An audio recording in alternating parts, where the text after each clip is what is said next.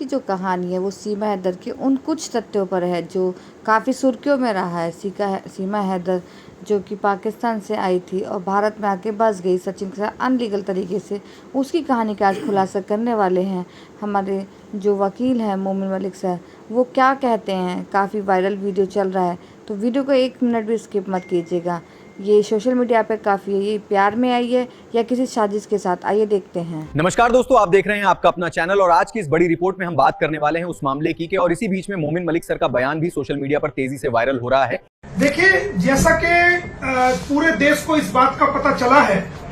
कि जो मेरे से इसका एक इलीगल फ्रेंड पाकिस्तान में था, जब ये पाकिस्तान छोड़ के भारत में आई सीमा हैदर, उस वक्त वहां पर एक जिस प्रकार से यहाँ सचिन को गच्चा दे करके बहकाकर फुसलाकर और उसको गुमराह करके उसके साथ ये रह रही है और सचिन भी इसके साथ अपराध करने पर तुला हुआ है, इसको भारत में घुसाया है, उसी प्रकार से एक व्यक्ति जो पाकिस्तानी व्यक्ति है वो व्यक्ति वहां पर अच्छी जगह नौकरी करता है, इसके साथ इलीगल रूप से वो वहां पर रह रहा था। कैसे मेरे सभी प्यारे बहन भाइयों, आशा करती हूँ आप सब अच्छे होंगे। आज मैं फिर से एक नई वीडियो के साथ आज हम बात करेंगे मोमिन मलिक सर के बारे में, जिन्होंने एक बार फिर सुर्खियों में आके एक वीडियो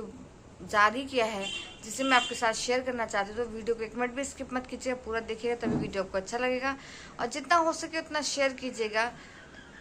अगर आपको वीडियो अच्छा लगे तो एक लाइक जरूर कीजिएगा, चैनल पर नए हैं तो प्लीज़ सब्सक्राइब कीजिएगा और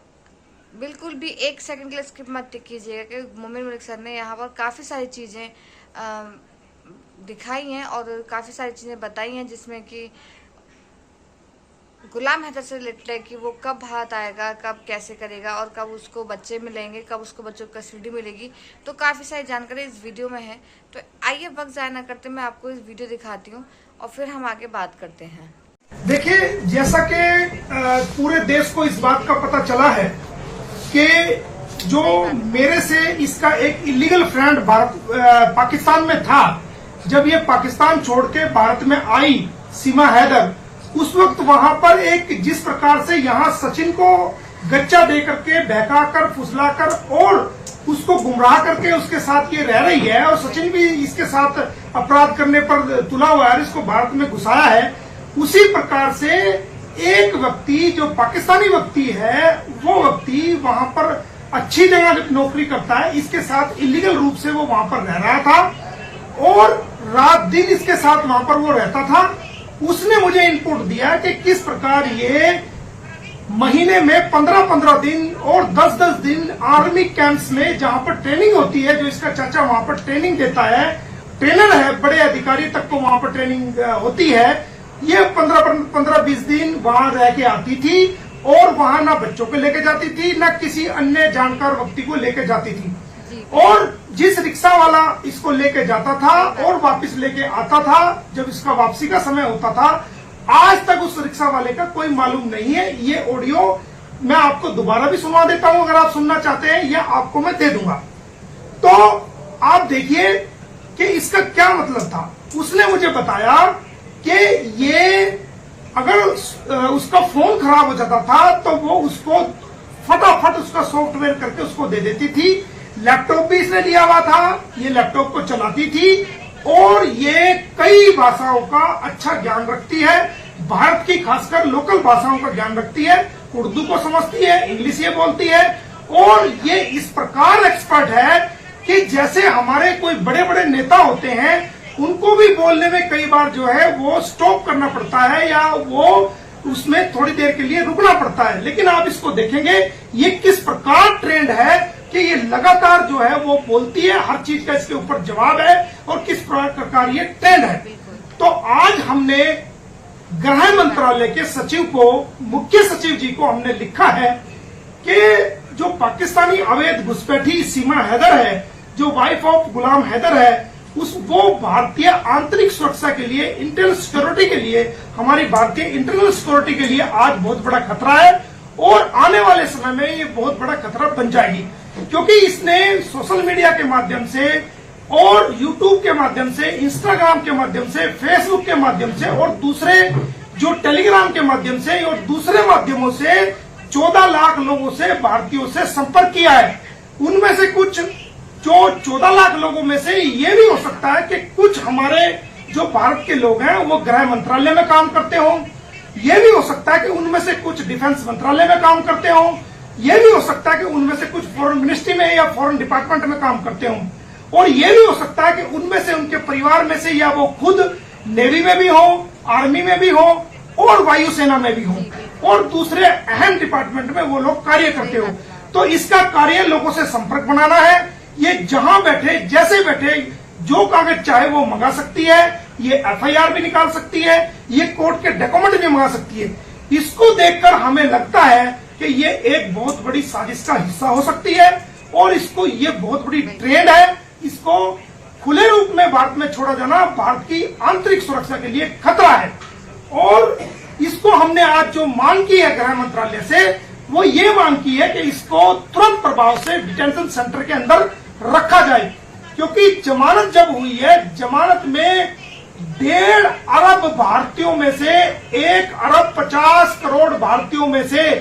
किसी भी व्यक्ति ने कोर्ट में ये अंडरटेकिंग नहीं दी है कि सीमा को हम शेल्टर प्रोवाइड कराएंगे,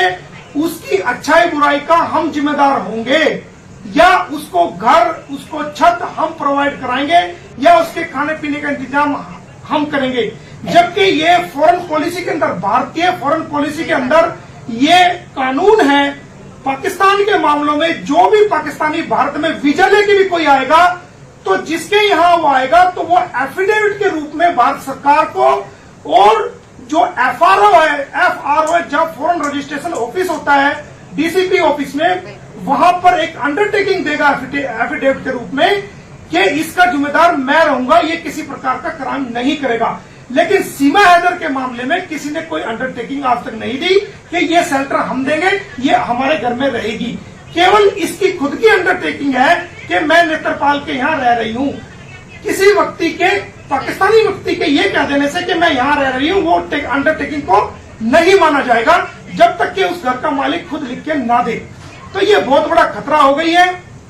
लोगों से संपर्क करना इसके बाएं हाथ का खेल है। रोज ये लाइव आकर के भारतीय लोगों पर तरह तरह के ब्लेम लगा रही है, ये भारतीय लोगों को गाली बक रही है और देश की एकता और सुरक्षा के लिए भी ये इस प्रकार के बयान जारी कर रही है जिससे देश के अंदर जो है वो फसाद पैदा हो जाए। इसके अलावा जो हमने जो मांग की है, एक तो हमने मांग की है कि इसको डिटेंशन सेंटर में इसको रखा जाए, इसको खुला ना छोड़ा जाए। दूसरा हमने मांग की है कि इसकी डॉक्टर एपी सिंह की क्या भूमिका इसको भारत में लाने के लिए रही है, क्योंकि हमें पता चला है जो हमने हमारी जांच में जो मैंने केसेस के अंदर अपनी जांच की है,